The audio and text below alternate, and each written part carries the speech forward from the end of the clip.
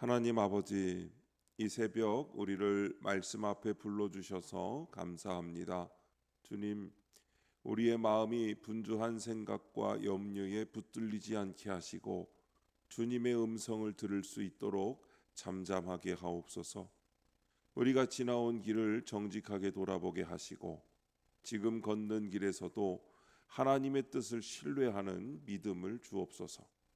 형편이 흔들릴 때 사람의 계산과 두려움에 끌려가지 않게 하시고 주님 앞에서 바른 마음을 지키게 하옵소서.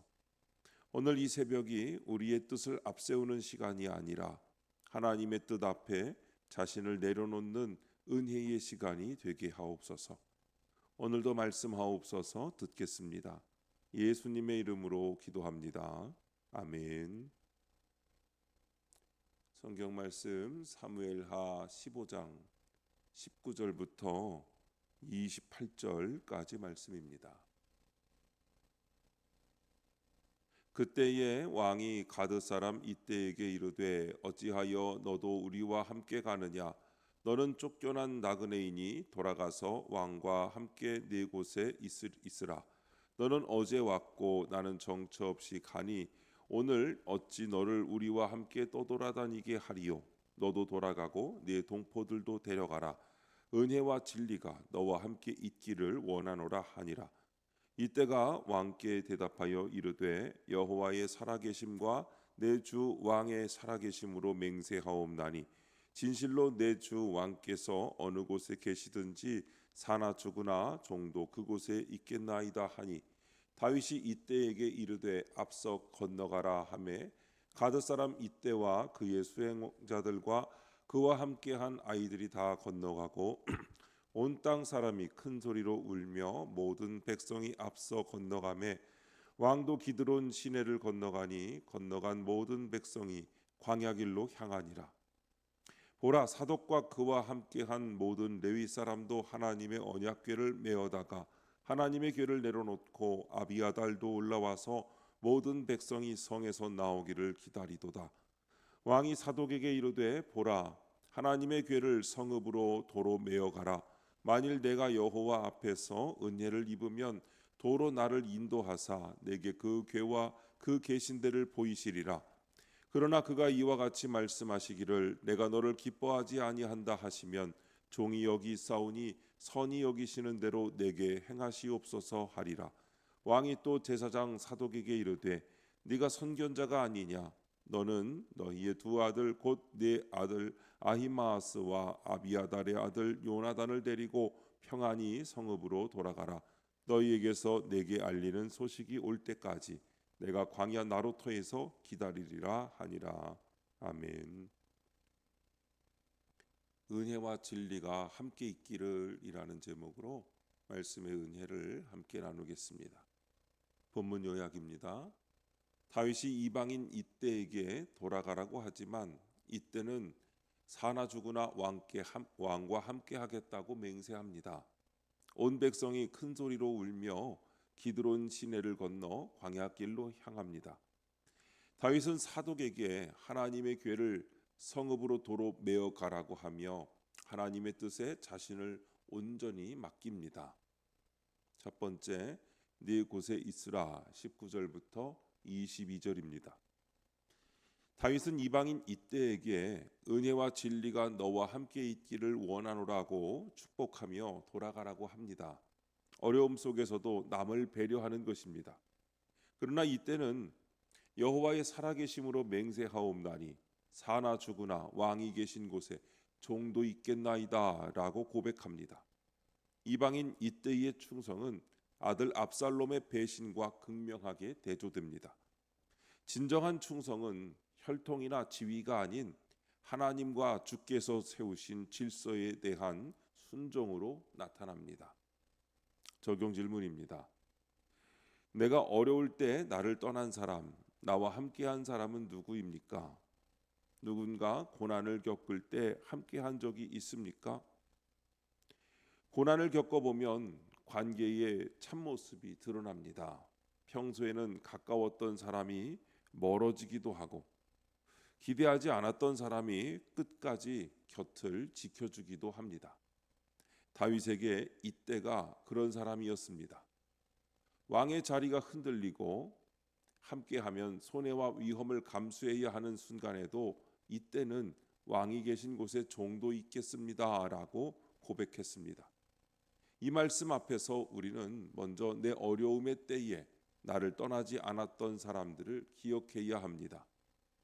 그들은 하나님이 보내주신 은혜의 손길입니다. 동시에 이 말씀은 우리 자신을 돌아보게 합니다. 나는 누군가의 고난 앞에서 어떤 사람이었습니까? 부담스럽다는 이유로 물러서지 않았습니까? 괜히 엮일까봐 거리를 두지는 않았습니까? 기도하겠다는 말만 남기고 실제로는 외면하지 않았습니까? 주님은 우리가 연약할 때 우리 곁을 떠나지 않으셨습니다. 그러므로 성도는 형편이 어려운 사람 곁에서 계산하지 않고 믿음으로 머물러야 합니다. 화려한 말보다 조용한 동행이 더 큰 위로가 됩니다. 오늘 우리도 떠나는 사람이 아니라 주님의 마음으로 함께 있어주는 사람이 되기를 바랍니다. 두 번째, 광야 길로 향하니라 23절입니다.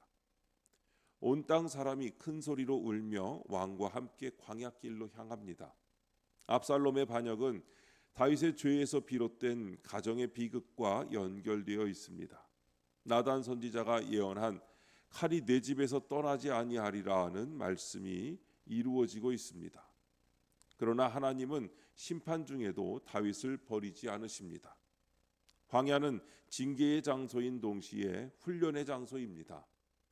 하나님은 광야를 통해 우리를 겸손하게 하시고 하나님만 의지하도록 가르치십니다. 적용 질문입니다. 현재 내 삶에서 광야를 경험하고 있습니까? 이때를 하나님의 징계이자 훈련으로 받아들입니까? 우리 삶에도 광야 같은 시간이 찾아옵니다. 사람의 도움은 멀어지고 붙들던 것이 흔들리며 앞길이 막막하게 느껴질 때가 있습니다. 그때 우리는 먼저 이 시간을 정직하게 바라보아야 합니다. 혹시 내가 가볍게 여긴 죄는 없었는지, 하나님보다 더 의지한 것은 없었는지, 내 뜻대로 살면서도 평안만 구한 것은 아닌지 살펴야 합니다. 다윗의 광야는 죄의 결과를 마주하는 징계의 길이었습니다. 그러나 하나님은 그 길에서도 다윗을 버리지 않으셨습니다. 광야는 무너뜨리기 위한 시간이 아니라 낮추시고 다시 세우시는 훈련의 시간입니다. 그러므로 성도는 광야를 만날 때 원망으로만 해석하지 말아야 합니다. 빨리 벗어나게 해달라고만 기도할 것이 아니라 이 시간을 통해 하나님이 무엇을 깨닫게 하시는지 물어야 합니다. 아픔 속에서 회개할 것은 회개하고 내려놓을 것은 내려놓으며 하나님께서 주시는 말씀에 다시 귀를 기울여야 합니다.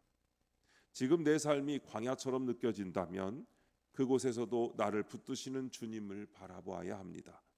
광야는 끝이 아니라 하나님만 의지하는 사람으로 다시 빚어지는 길입니다. 세 번째, 도로 메어 가라 24절부터 28절입니다. 제사장 사독이 하나님의 언약궤를 가져오자 다윗은 궤를 성읍으로 도로 메어 가라고 명령합니다. 그리고 만일 하나님이 나를 기뻐하시면 다시 궤를 보게 하실 것이고 기뻐하지 않으시면 선히 여기시는 대로 행하시기를 원한다고 고백합니다. 하나님의 임재를 상징하는 언약궤를 자신의 보호수단으로 삼지 않고 하나님의 계획과 섭리에 자신을 온전히 맡긴 것입니다. 이것이 하나님을 진정으로 경외하는 자의 태도입니다. 적용 질문입니다. 어려운 상황에서 하나님을 나의 수단으로 이용하려 한 적은 없습니까? 나의 유익만 구하고 있지는 않습니까? 어려운 일을 만나면 우리는 하나님을 찾습니다. 그러나 그때 조심해야 할 것이 있습니다. 하나님을 의지한다고 말하면서도 실제로는 하나님을 내 뜻을 이루는 수단으로 삼을 때가 있기 때문입니다. 다윗은 도피하는 급박한 상황에서도 언약궤를 자기 곁에 두려 하지 않았습니다. 그것이 사람들에게 명분이 되고 마음의 위로가 될 수 있었지만 그는 하나님의 임재를 자기 안전을 위한 도구로 삼지 않았습니다. 오히려 하나님이 기뻐하시면 다시 보게 하실 것이고 아니면 선히 여기시는 대로 행하시기를 원한다고 고백했습니다. 이 말씀은 우리의 믿음을 돌아보게 합니다. 우리는 하나님을 의지한다고 말하면서도 어느새 내 뜻과 계획을 이루는데 더 마음을 두기 쉽습니다. 기도조차 하나님의 뜻을 구하기보다 내가 원하는 결과를 얻기 위한 수단이 될 때가 있습니다. 믿음은 하나님을 내 편으로 끌어오는 것이 아니라 내가 하나님 편에 서는 것입니다. 참된 믿음은 하나님을 이용하지 않고 하나님께 맡깁니다. 내 뜻을 관철시키려는 마음을 내려놓고 선히 행하시는 하나님 앞에 나를 맡기는 것이 하나님을 경외하는 성도의 태도입니다. 기도하겠습니다. 하나님 아버지, 고난 중에도 다른 사람을 배려하고 축복하는 넓은 마음을 갖길 원합니다. 광야의 경험이 징계이자 훈련임을 깨닫고 오직 주님만 의지하게 하옵소서. 어려운 상황에서도 주님의 뜻과 주권을 신뢰하고 온전히 순종하게 하옵소서. 주님, 이 시간 주님께 기도드리는 성도의 기도 가운데 함께하여 주시옵시고 주님의 세미한 음성을 들려주시며 그 선하신 손길로 붙들어 주옵소서. 우리 주 예수님의 이름으로 기도드립니다. 아멘.